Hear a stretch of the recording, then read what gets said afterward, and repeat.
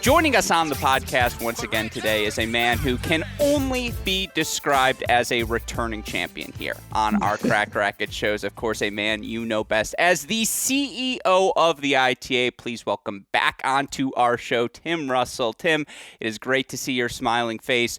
The 2022-23 season is officially underway. How are you doing, my friend? We're rocking and rolling, and always a pleasure to be with you. It is a pleasure to have you back, and obviously a bunch of different things I want to hit on today, but let's just start with the most recent history. ITA All-Americans in the books, another fantastic event. Obviously, you had the D1 action for the women in Cary. For the men, they were over in Tulsa this year.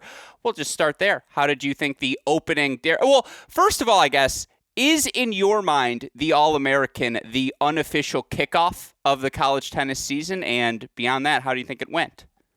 First of all, yes, and it was great. I mean, college tennis is strong, and the reality is the competition was amazing. I spent the entire main draw in Tulsa, and Corey Brooks and Dave Mullins were in Cary, which is a new site for us. And I think you know that the All-American has an incredible history.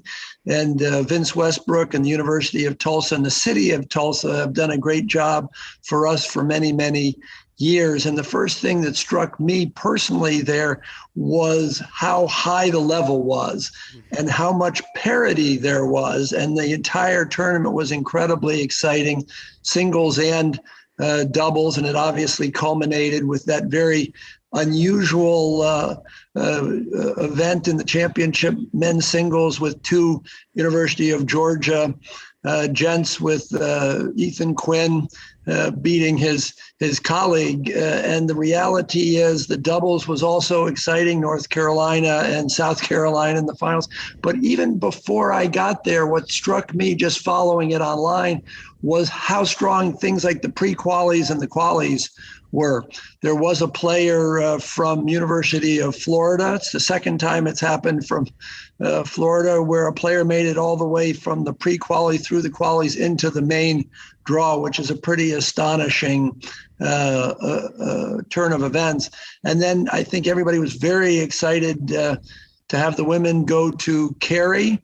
The Cary Tennis Center obviously does a fantastic job and has for many years. I think that competition there also amazing. You got, I think, 3 North Carolina women into the semifinals, which I think might even say something about the future of the spring and what have you. We'll get to the spring later, but whether it was singles or doubles in the women's event, also strong. And quite honestly, we were really excited about the partnership we had with Cracked Racquets and to be able to actually have some really strong streaming, because one of the things we're committed to is not only providing events of distinction for our players, but also trying to provide the opportunities for fans to actually watch tennis.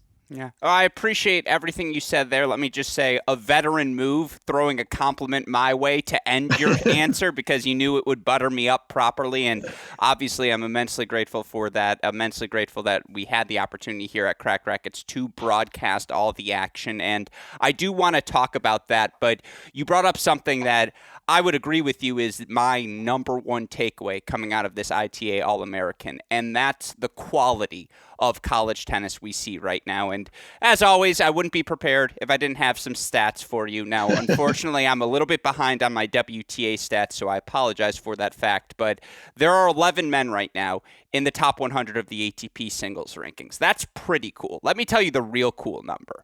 There are 34 men in the top 100 of the ATP doubles rankings right now. And it's not just, the fluffer, oh, we've got the 78, the 76, the 82. No, right now, you look at the top 10, 6 of the top 10 doubles players in the world played college tennis on the men's side. You're going to see that same number translate particularly in doubles on the women's side, although just a reminder, Danielle Collins was a 2022 Australian Open finalist. Jennifer Brady, 2021, I believe, Australian Open finalist. We are not that far removed from seeing college tennis players have success at all levels of professional tennis. Now, the obvious thing, how does that help our product is the obvious question, I think, that to ask someone like you is, how do we capitalize on that fact? How do we take the growth we see of college players in the pros and funnel that excitement into the college realm? Because to me, that feels like the question for all of us moving forward. Yeah, happy to answer that on a number of planes. One is, I think you've heard me many times and others have say that college tennis is the connective tissue in the tennis ecosystem. It is not only a pathway and goal for junior players, and not just American juniors, but junior players around the world, because college tennis is uniquely American, but it's also one very viable pathway to professional tennis. And you're great with the stats. My last call, Alex, was actually with Rafael Belmar Osuna, who's the nephew of Rafael Osuna, who at one time was the number one ranked player in the world and the number one ranked player in college tennis, right? Yeah. There was a 1962 and 63 team at USC, and you had their crosstown rivals at UCLA, including Arthur Ashe and Charlie Passarell, but we're having the Osunas and the Dennis Ralstons and the Stan Smiths. So I think we've got a long and proud tradition, but we went through kind of a dry spell. So, without making this about me, but I know people like me and David Benjamin, John Bogosian, and others spent, 20 some years as volunteers with the USTA talking about college tennis as a pathway. And now we have Martin Blackman, who's the managing director, general manager of USTA Player Development, who believes that college tennis is a pathway, and the numbers bear it out. If you look at the U.S. Open, you have guys like Lou Scher, who's the new CEO of the USTA, talking about the importance of college tennis. So one, the fact that all of us are talking about it is important. Two, again, to give a great shout out to our ITA communications team, they've done a great job of covering college players during Grand Slams. If people follow us, and I will always give a call to action, I hope people who listen to interviews like this, one, follow the ITA website every day. Two, start following us on social media, and that is not only Twitter, Instagram, LinkedIn, TikTok, but our staff did a great job of following all the college players through the U.S. Open. And mind you, we do that intentionally. The reality is those aren't our events, right? But we're making sure that people make those connections. So obviously it's a great story, but all of us need to tell the stories, and you're one of the masters of telling the story. So thank you for raising that as an important issue. Yeah, no, I will say it brought me both pride and a little bit of shame, because our dear friend Joe Gentry texted me after the All-American, and he goes, when was the last time a freshman won the men's singles title? And I was like, well, which Virginia player do you want to talk about? Alex Damajan or Mitchell Frank? And I was like, is it good that I know that off the top of my head? Within 30 seconds, I was like, oh, I've got two freshmen for you right away. And so, to your point, and this is not to disparage anyone in the past, but it does feel like right off the bat, I mean, you could tell at all the slams, you can tell, particularly throughout the course of the ITA All-American, weaving in not only the success certain players were having on court, but how the successes they had during the summer, whether it be on the ITA summer circuit, whether it be at the ITF level, getting those stories communicated to college tennis fans everywhere, I think is an important element and something you guys are doing quite well. Well, thanks. And if we actually keep telling just a few of those, obviously Ethan Quinn had a great summer. Yeah. But the reality is, when the ITA did its Leadership Awards weekend, and we honored not only students and coaches, but alums, clearly we had people like Peyton Stearns, and we had Ben Shelton.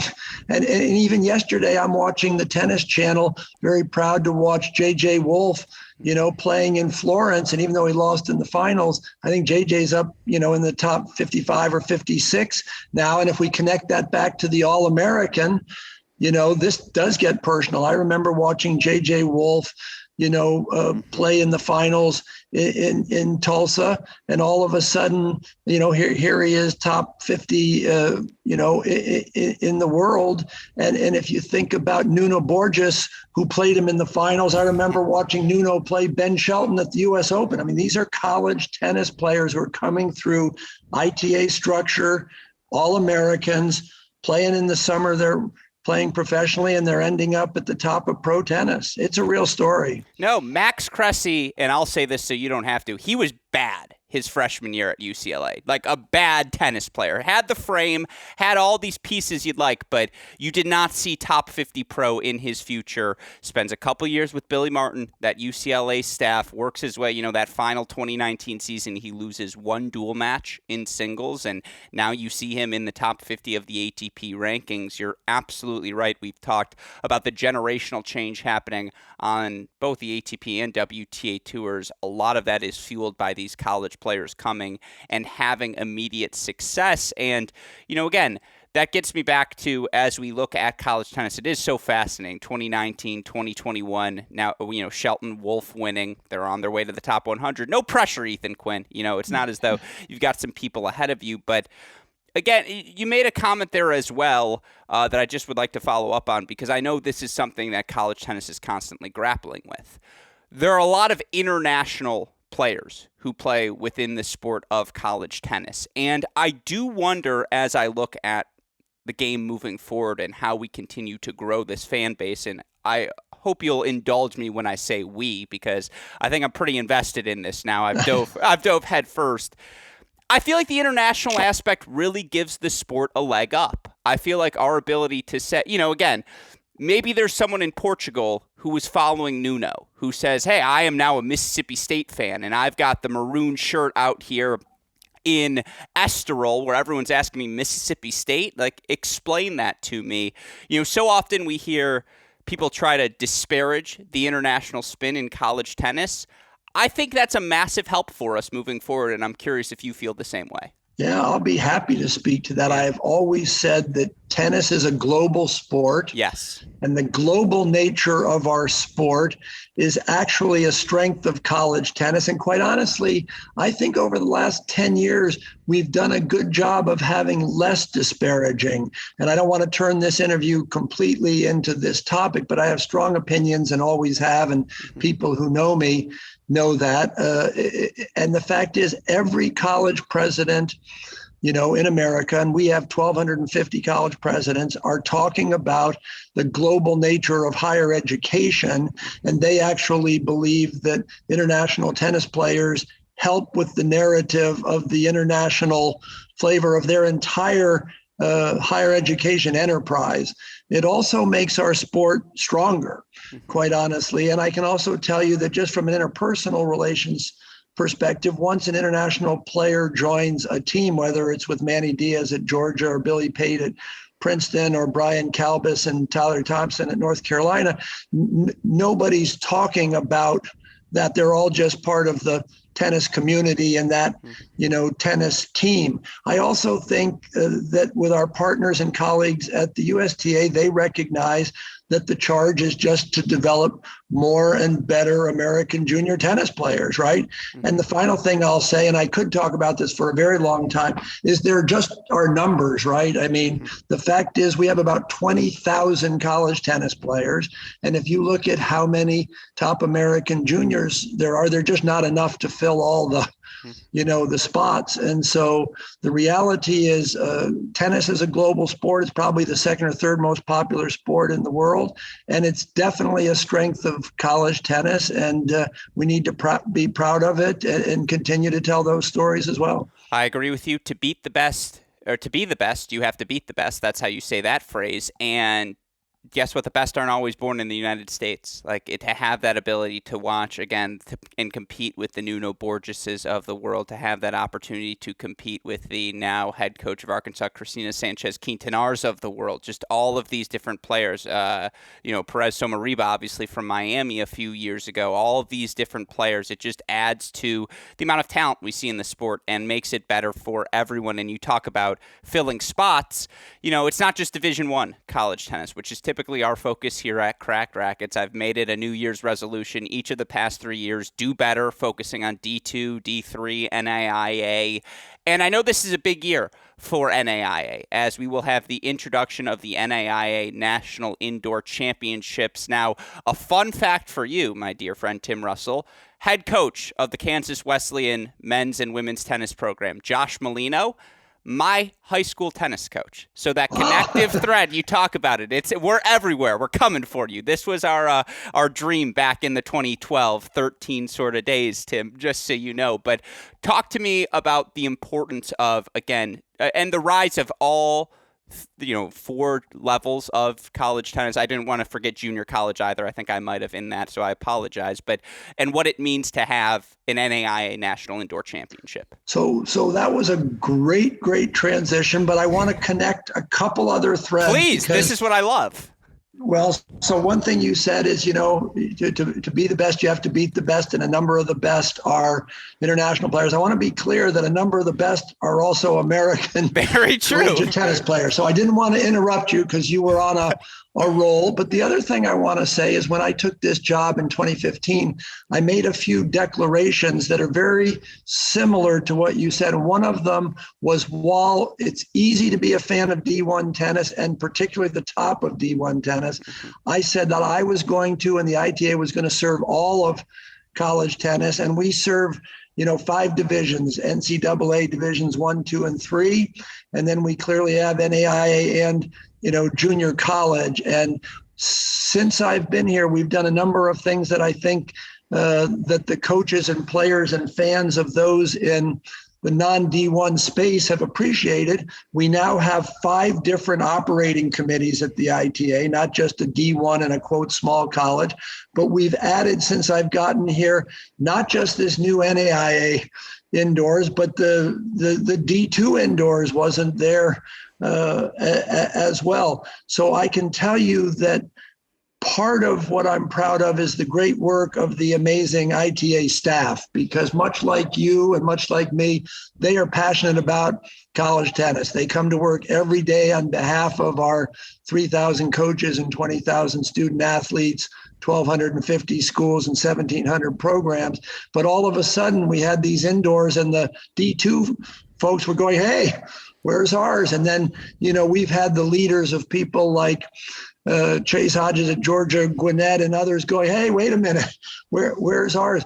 But you have to recognize, and I'm sure you and others do, how much work this puts on the loads of the ITA staff. And we have not increased the size of our championship staff or communication staff. They just keep working, harder, and I hope smarter. But this is a big deal because the NAIA schools have been, an incredibly important part of our journey. And to also do another little turn here, we just finished the ITA Cup. And everybody talks about the All-American, and hopefully we'll talk about the fall champs that are coming up. But we just finished the ITA Cup at the beautiful Rome, Georgia Tennis Center. And all of a sudden, there is a national championship for D2, 3, NAIA, and junior college. And I think since I've been here, our team has done an amazing job elevating that championship as well. So I think all parts of our sport are strong right now. If you will allow me to prod that a little bit further, can you discuss the genesis of that ITA Cup? Because that's another fascinating event. And again, would I hate seeing D1 champions thrown into the mix at that ITA Cup? No, I would not. That's a secret between us. You don't have to tell anyone. But I love the idea of interdivisional competition always. And so, again, if you don't mind, explain the genesis of that ITA Cup, people who might have missed it this year, what they can look forward to in the future. Yeah, and you make a couple other very nuanced and sophisticated points that I'll try to weave together. Well, this is why we work well together. You just get me. One of the things I said when I took this job is we needed more interdivisional play, and there were some actual impediments, including how our ranking system was built. And one of the things the ITA did was to take out a good number of those impediments. Now back to the ITA Cup, trying to crown champions for D2, 3, NAIA, and junior college. What always happened and still happens is the grand champions, winners, sometimes it was called the Super Bowl, what have you, actually get to compete in the fall championships. And there is a case that can be made, and we have not done a good job telling it, that in theory, a player from any division could win our fall championship. And I'll give you an example in the past. So one We had the fall championships in Newport Beach a number of years ago. There was actually a very talented set of D3 players. One year we had Yudis Chong from Williams, and in another year there was a terrific player from CMS. And one of the falls in Newport, the gal from CMS actually beat one of the Stanford players. So, the point we're making is that there is a place for everyone in college tennis who wants to play, and the levels are certainly strong. Much like I mentioned, we had incredible players in the pre-qualies of the All-Americans. I mean, some of them were worthy of playing in the main draw. It's the same thing that you can't just say, oh, you have a D1 player, they're necessarily markedly better than all the other D2s, 3s, NAIAs. I remember guys like Kevin Confederac from Georgia Gwinnett, who I think made the quarterfinals, I don't think the semis, the quarterfinals out in Indian Wells of the fall championship. So the intersection of these players are, really, really critical to the success of our sport.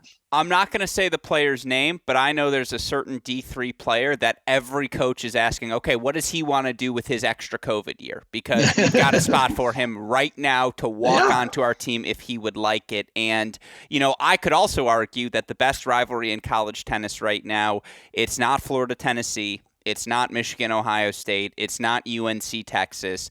It's Chicago versus Case, because they're battling at every big D3 men's event. And if you aren't locked into it, you really should be, because, again, the quality of tennis 1 through 6, extraordinary. You mentioned it, though, ITA. Do ITA Cup winners still get wild cards into the fall nats? They do, correct? There is a process, and I don't want to spend a lot of time on it, but there is a process, and I got to back up about the ITA Cup. We expanded the draws, correct, again, because people wanted to do that. So there's actually a wild card selection process, because we no longer have what they call the Super Bowl. There used to be the 4 winners who would play off, and then one person would get in. So there is still a representative from the ITA Cup, but it's not all 4 winners. That's what I like to hear. Well, obviously, this weekend, we had some ITA regional action happening around the country. That'll happen over the course of the next few weeks as we try to figure out who will qualify for the fall nats. Let's start with this. Second year consecutively, ITA Fall Nats going to be held at the Barnes Tennis Center, I believe. And you're shaking your head, which means I'm right. Shout out to the research team here at Cracked Racquets. I know the case for Barnes, but I want to hear it from you. What is it about this Barnes Tennis Center that brings the ITA back? Yeah, so first of all, Ryan Redondo is now both the CEO of the Barnes Center, but I think he's called something like the executive director of the San Diego Youth Tennis and Education Foundation. Yes. Ryan is not only an incredible human being and doing a spectacular job at Barnes, but he's a great friend of college tennis and the ITA, having been a not only successful player, but a successful coach. So whenever we have the fall championships in November and it's outdoors, first of all, you need to have good weather, right?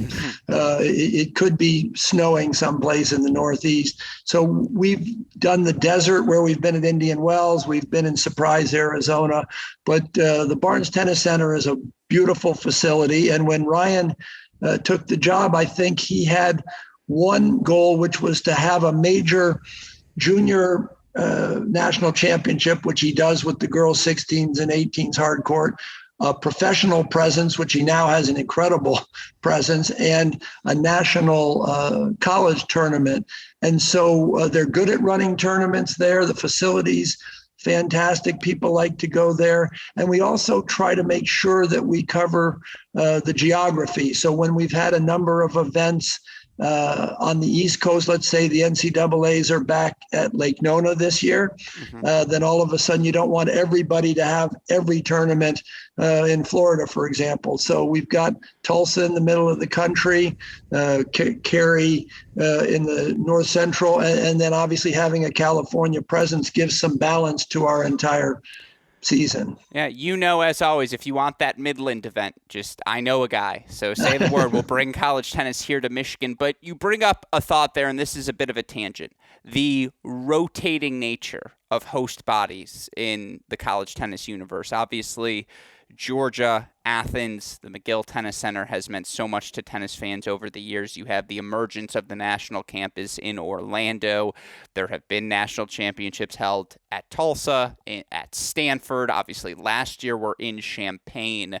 Again, I fully acknowledge this is a tangent. There are many different components that go into this, but there has been a thought floating around our podcast amongst coaches who you talk with that college tennis would benefit from having one definitive home site moving forward. The way baseball, softball have their home sites. If college tennis can say moving forward, Orlando is our place, or whatever fill in the blank city may be, it would benefit the sport. I'm curious your thoughts on that thought, that it would benefit. So maybe we should have another podcast. Is this its own topic? Well, no. I'm going to give a brief. It's going to be like a great novel where you have the foreshadow of, perfect, the second volume. But this is a really important topic because we always like to think like futurists. We might not be futurists. There's an incredible woman whose name was Faith Popcorn, who actually wrote the Popcorn Report, who is a futurist. But let me try to give a brief overview. One, there is currently before the NCAA's competition oversight a proposal to actually move the Division I NCAA singles and doubles championships to the fall. Mm-hmm. And by doing that, college tennis in the D1 space would define two distinct seasons. The fall would be singles and doubles, spring would be the team. The only reason I'm mentioning that is a lot of these pieces would fit together in the same Rubik's Cube. Sure. Now, as to the permanent host concept, that is clearly a worthy topic. Just so the listeners know, the NCAA has the D1 sites already chosen through 2026. Mm-hmm. So just so everybody knows, one of the biggest things that's happening in college tennis this year is that NCAA divisions 1, 2, and 3 are all going to be at the national campus at Lake Nona in Orlando in May. First time, not only for tennis, but any college sport has hosted 3 different divisions in the same place at the same time. This is going to be an opportunity to have a celebration of college tennis. We're also going to move our ITA convention from December to May to try to do what basketball and volleyball do in terms of hosting their coaches' conventions around the Final Four. Having them, and haven't read our website, you'll know that it's a great class that includes Peter Smith, the Bryan brothers, Patrick Galbraith, Mike Franks, and Brian Hainline. So it's going to be a really big event. But after that, next year it goes to Oklahoma State and then Baylor and then Georgia, all great universities.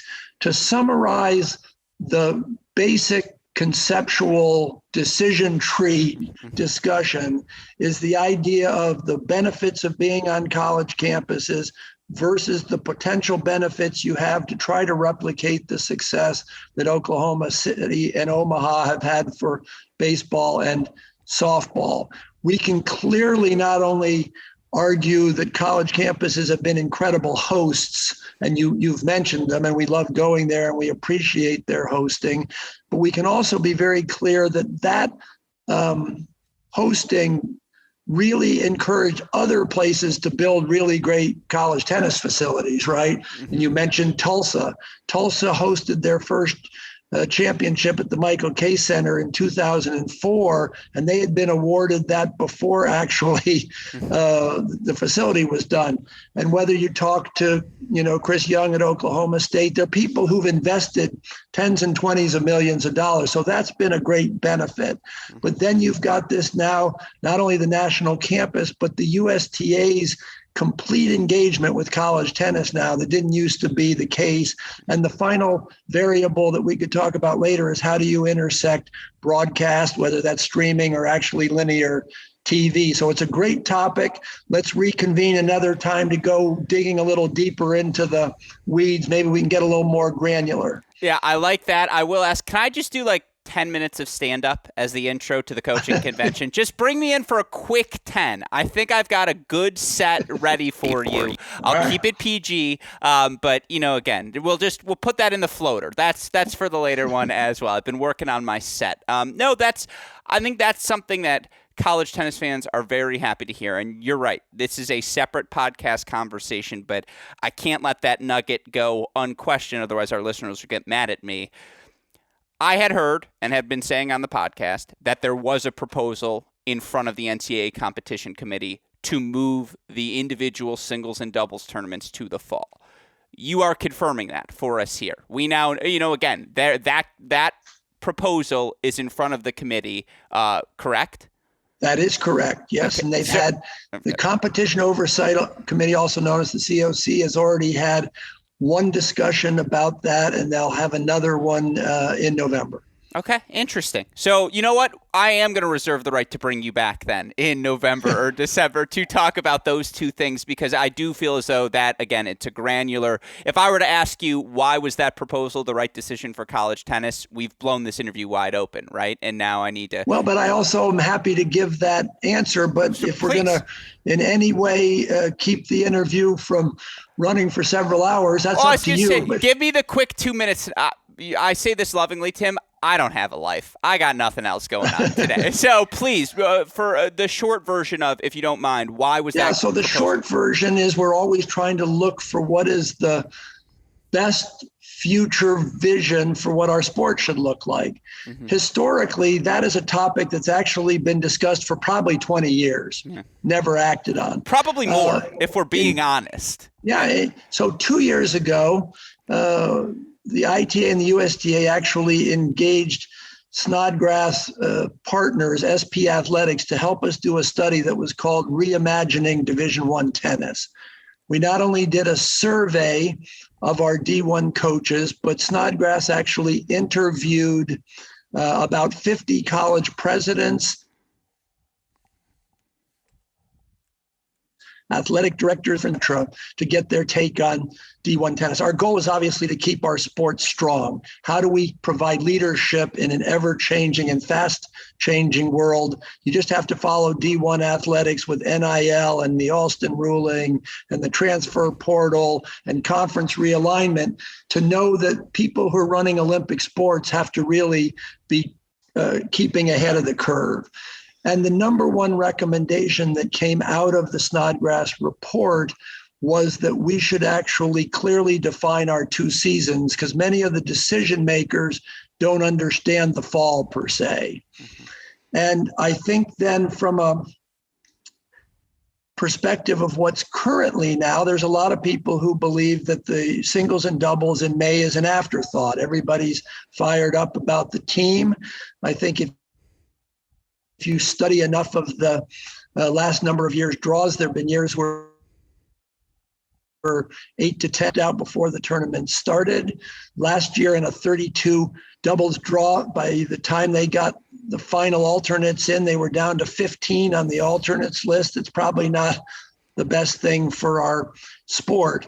So when you make the case for why this is good, one, we can clearly define the seasons. Two, we can do a better job of marketing it. Mm-hmm. Three, everybody wants to talk about TV. The Tennis Channel, for example, is not interested in broadcasting the individual singles and doubles where it is, because it now overlaps with the French Open.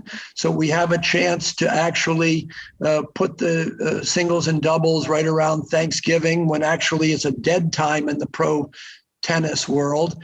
And I think the reality is it is also kind of in the interest of health and safety for students, which is a big issue these days. And Dr. Brian Hainline is the chief medical officer at the NCAA. He's going to become the chairman of the board, president of the USTA in January. And he's a big proponent of this as well.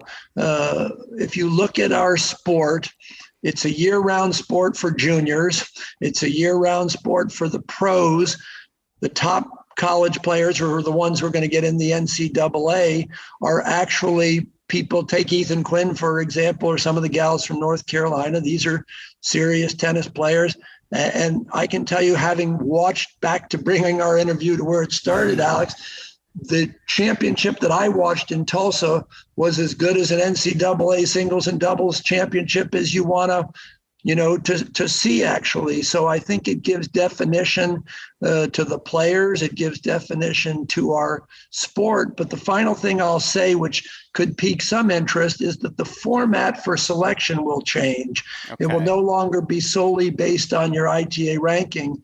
The concept makes this a play-in format. So there will be ways to play in through the All-American, the ITA regionals, possible conference championships, super regionals. And I think there's a lot of excitement. It gives us a lot of stories to tell. It also gives us a chance to actually say, what could the team season look like? We can't have that discussion as long as we're playing all the individual things. Not that we're going to make a change, Alex, but what would it, for example, look like if spring tennis was a simultaneous format? Sure. We're always looking at time, for example. People say, why is volleyball on TV? Why is women's softball on TV? It's not only time defined, but, there's a certain excitement to it. We all know that broadcasting a dual match has been hard, and you guys have kind of mastered that at Crack Racquets. But I think this proposal has a lot of potential. And I can tell you, when I took this job in 2015, one of the first things I said is somebody who understood college tennis, because my son was a top junior and a top college tennis player. The fall never made complete sense to me, and we had a task force that made some recommendations, which we never acted on them. And for the first about 5 years of my tenure, I never took an active affirmative position. And I can tell you that in the chair I sit in now, I actually firmly believe this is the right decision for college tennis. And I'm hoping that the NCAA Competition Oversight Committee actually approves it. The final thing I'll say is, if it gets approved, it wouldn't go into effect until 2024. Okay, so that was the big question I was looking for. The other one that, again, I will get thrown off this pot if I don't ask, the wild card. I put a W on the screen. It's been a long couple of months here for us as we get ready for this 2023 season, but I assume everything has been in consultation with the USTA as well. You talked about them diving headfirst into college tennis. Not to say this isn't you don't want to lose the NCAA wild card, the U.S. Open wild card, that come along with NCAAs. And changing the format just puts things into question. I assume that's been part of the thought process. Happy to answer that question. Yes. So the best way to answer it is to make sure that your listeners actually know what the current USTA wildcard policy is. Okay. Because one of the things is that we have a lot of misinformation out there. So I, for example, as a fan of college tennis long before I took this job, was teaching at Arizona State. 19 Sargisian wins the NCAA and gets a wild card into the U.S. Open. I think he beat Michael Joyce in 5 sets because I sat and watched them all. But right now, the USTA's position is they reserve the right to give the NCAA champion a wild card if that woman or man is an American. Mm-hmm. So first of all, it's not guaranteed for an international player, but it's not even guaranteed for the American player. Mm-hmm. So they reserve the right to make the decision. Clearly giving them to Ben Shelton and Peyton Stearns were easy things, to do. So anybody who thinks that it's automatically guaranteed is incorrect. The next thing is that they have said that there's from the ITA USTA written together this proposal. You need to understand that if somebody wins the NCAA in the fall, it's the intent, and I can't speak for them, but Martin Blackman we've spoken with, and I'm on calls with not only Lou Scher and Mike McNulty and Brian Hainline, but it is their intention to continue. But there are a few caveats I would offer. One is that the person's going to need to stay and play the spring, right? Because a lot of people are worried, they'll win the NCAA and then disappear. I love love that honestly, caveat. and this is where I can't speak for the USTA, but the person's going to have to keep playing well, right? I mean, you looked at the summer Ben Shelton had, and he didn't get given that wild card till closer before the Open. So the short answer, now that I've given you the long one, is absolutely nothing has changed. So any coach who tells you, oh, I'm not in favor of this because we might lose the wild card, that's just not a very good answer. Hopefully that provides you and your listeners what they're looking for. It does. I don't want to get you. Does it frustrate you when you see, to me, Cleve Harper, Richard Ciamara, I know Cleve is Canadian. I understand the USTA is an American event that has to bring money to the American Tennis Federation. And that's not a shot at any federation. Let's just be clear. The US Open, I'll say it, is what pays the bills for everything else. That's the moneymaker in the American tennis ecosystem. That said, and I'm really happy that Richard and Jada Daniel ended up getting a mixed doubles wild card. I'll ask it like this. Does it frustrate you that sometimes there are technicalities pulled when it comes to well, Cleve's Canadian, so we're not going to just give it to this Texas doubles duo? Or, again, there are no handouts. You're right. Does it frustrate you, though, sometimes the nationality technicalities? So I'm happy to answer this publicly because I'm the kind of person who not only says what's on my mind, but does it respectfully. But I'm saying publicly what the USTA has already heard me say. In Tim Russell's ideal world, I would love to have them go back to what illustration I just gave. To Sargis, yeah. Sargisian. That said, I completely understand the USTA's ability to make their own decision. So I have lobbied for, we're now connecting more dots, Alex, where you and I talked about the strength of the international game.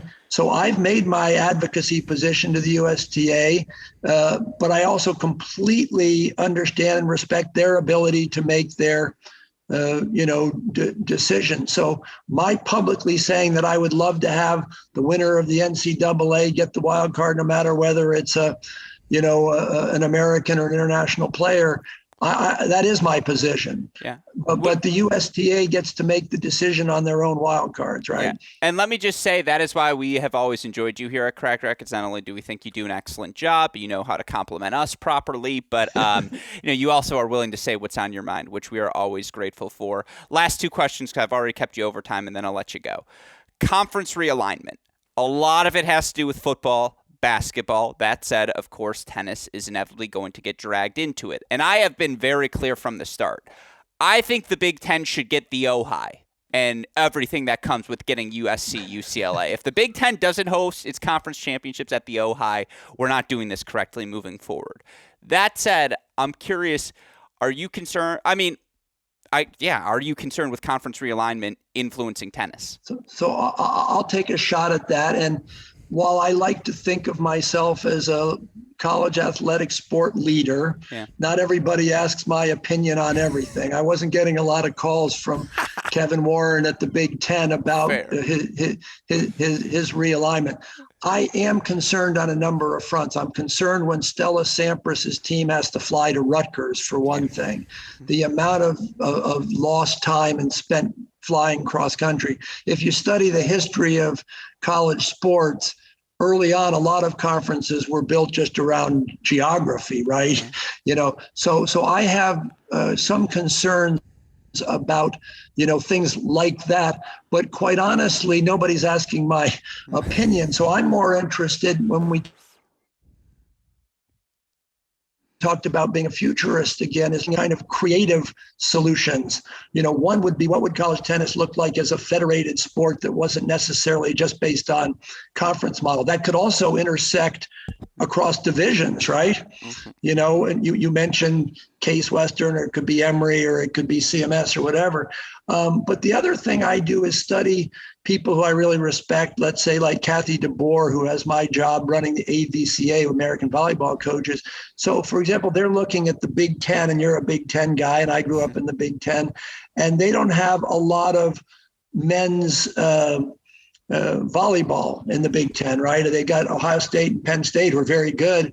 And I think Kathy's the kind of person who's, and I don't want to speak for her, but, is creative enough to go, okay, what would it look like if we got, Stanford and some, Pac-12 schools to be like affiliate members in the Big Ten. So I guess the point is the world is what it is, right? Sure. I already told you that I'm trying to manage in a world that's really challenging right now. And we have to be saying, how can we really support college tennis? The more interesting questions, let's take LA, for example, is who's going to be the first person to build an indoor tennis facility so UCLA and USC can practice for the team indoors, right? Yeah. Because they're now going to go play Ohio State and Illinois for indoor matches. So there's a lot of things that are going on, with the table right now, but we will try to continue to be leaders to position college tennis for the most secure future going forward, Alex. Last point on that, we're going full circle here. Connective thread. College tennis brings together juniors, pros, all levels of the sport in one location. We have seen over the past 5 years in particular, and it started before the pandemic, but I think the growth has really accelerated since, pro events being on college campuses. How important is that for college tennis programs? And I'm curious because I know the ITA, pro tennis is not under the ITA's purview. That said, the benefits of pro tennis to college certainly are. I'm curious, as you look at that intersection, whether you think it's time to grow it, what your approach is to that relationship. Yeah, so you're now getting us into session 3 on our new podcast series. Yeah, Alex exactly. Gruskin, it's called Alex has missed Tim. Let's catch up on things. So that's another long one. I'll give you the short answer. Perfect. Which is, while I'm a big fan, as we've already said, of college tennis as a pathway to the pros, I get concerned that there become too many expectations on what a college coach has to do. And we already have a certain haves and have not mentality. We have a lot of junior players who come in and continue to ask, how many pro events are you taking me to? We have ADs who aren't happy about that. But the idea that part of what you have to do is run a pro event on your campus, I have some concerns about that. It's clearly easier to have your players play on campus instead of travel, but there's a lot that goes into not only raising the money, but running the event. So that one, first of all, we don't run it, as you said, so coaches can make their own decisions. But I do spend enough time with enough coaches who are very honest about the challenges of not only what's involved with their job, but trying to escalate the expectations of what all the top programs have to do. Mm-hmm. I want to throw in one more just to make our listeners as mad as possible. This is actually the final question. Pro or anti-pickleball? Where do you stand? Great question. That's session number 4 for us. So for 2 years, I've been trying to get the ITA board to wrestle with the future of pickleball. Mm-hmm. My wife has gone from being a longtime tennis player to a terrific pickleball player. Mm-hmm. I have the personal belief that at some point in time, there might be NCAA pickleball. So again, I always want to be ahead of the curve. I prefer to be an architect upstream and not a plumber downstream. Sure. And yet there's mixed feelings on our board and quite honestly with our coaches, so there are other entities within the tennis ecosystem that are going full in. I'll give you an example. The PTR, Dan Santorum's been very forward thinking on pickleball. The USTA started slow with pickleball and has focused most of their attention on very practical things like courts and lines and whatever. Where we've come down at the moment is we're having serious discussions. We haven't made any decisions. We're encouraging coaches to possibly use pickleball as a way to get people on campus for, pre-match, whatever. Mm-hmm. I do believe that ultimately, if you follow pickleball, the top players are former college players. Mm-hmm. If you're following pickleball, you know that Tom Brady and LeBron James just bought pickleball franchises. Kim Clijsters is buying a pickleball franchise. Pickleball is here to stay. You can debate whether it's easier or harder than tennis. But, if we end up having ESPN covering cornhole and spike ball, I do not think it's far away from thought process to have college pickleball, especially when the Tennis Channel has basically said, we're now in with pickleball. So I have played 4 times. I have trouble staying out of the kitchen because I usually come to try to close at the net. My son, who works for USTA Player Development, realizes that pickleball is great. He's become a great padel fan, which he thinks could be more exciting than even pickleball. So what I'm trying to do as a leader is to have our association have the conversations. I don't have any news here to break that we're becoming the Intercollegiate Pickleball Association. But I think you are not a good leader if you're not looking at trends and trying to wrestle with how they intersect with the organization that you lead. A lot of good adjectives to describe you: intelligent, handsome, candid. I think another one, lengthy. Those limbs probably an issue in pickleball. I can understand why things might get tricky for you, my friend, but that's good. And this is not the best adjective to use it, but it's the only term I can come up with. To your point, I think pickleball is a gateway drug to tennis. It's just like if you are using pickleball, whether it is as an adult, maybe you'll say, okay, I have to play pickleball, but I want my kids to play tennis because the tennis court's right next to it and it's a little bit more physical and they're a little bit younger. And so I think it's very encouraging to hear that you are thinking about pickleball, how it factors in. And what that tells me is, as your advocate, it's time for me to go do some wrangling. It's time for me to bring in the coaches. Because I know, for instance, TCU does an exceptional job at hosting pickleball events at their facility, which then brings people in, to your point, and has them sticking around for the match. So I just think if you're dismissing pickleball out of hand, a little editorializing here, you are being stubborn. And so it's great to hear that, again, you at the ITA are already adjusting for that. Alex, as a guy who deals in the facts, while everybody says pickleball is the fastest growing sport in the world, that's by percentage. If you really look at the participation study for tennis, pickleball and tennis both added 1 million players last year. It's just that 1 million is only 5% of 20 million, yeah, exactly. Where 1 million is 20% of 5 million. But I don't want to undersell the great work that tennis has been doing. And I think that groups like the USTA and the group called TIU, of which we're a part, did a great job through the pandemic of trying to promote tennis. So I'll end with the comment that I started with, which is tennis is strong. I early on told you college tennis is strong, but tennis is really strong also. Let me just ask you this. Are you in on Carlos Alcaraz? I feel like you are a big Alcaraz fan. Oh, I love watching Carlos Alcaraz, but I can tell you, I'm just a tennis junkie. I mean, I mentioned that I sat for 5 hours watching Sargas play whatever. I'm the kind of guy, if I'm going to watch 2 12-year-olds battle for 3 hours, or yesterday, watching the women's finals, watching Coco Gauff and watching Pagula, or watching, Danielle Collins, play Vecic or whatever. I'm just a tennis junkie, but how can you not love watching Carlos Alcaraz? 100. I think one of my favorite things of every big college event is knowing we will get there at 9 a.m., start preparing for everything. Who's going to wander in 10 minutes after us before the matches start? It's going to be the Russell family. And I know you and Mrs. Russell locked in on the action, and that brings me sneaky joy, as it's just like, good, I'm not the only tennis nerd out there who's locked in for the day. So love having you, and obviously it is always a pleasure to get the chance to chat as you've got the ITA hat on, now repping it. You look wonderful, of course, and sincerely on behalf of all of us, it's very easy to look at an ITA organization and say, I wish you were doing this, I wish you were doing that, all these different things. It's so clear that you guys are being responsive to what you are hearing, not only from annoying fans, but coaches, players, etc. But to that point, if you have a list, you know where to reach me. Yeah, it's very true. You'll be the first to respond. Send me the list. Yeah, absolutely. Well, Tim Russell, I'm immensely grateful. Oh, I was supposed to ask, split screen. Do you like the 2-box? Should we keep the 2-box moving forward? I like the 2-box. Okay, good. Because that's the key. I agree. When we can show men's and women's, it's just like, this is what college tennis is all about. And so appreciate your support.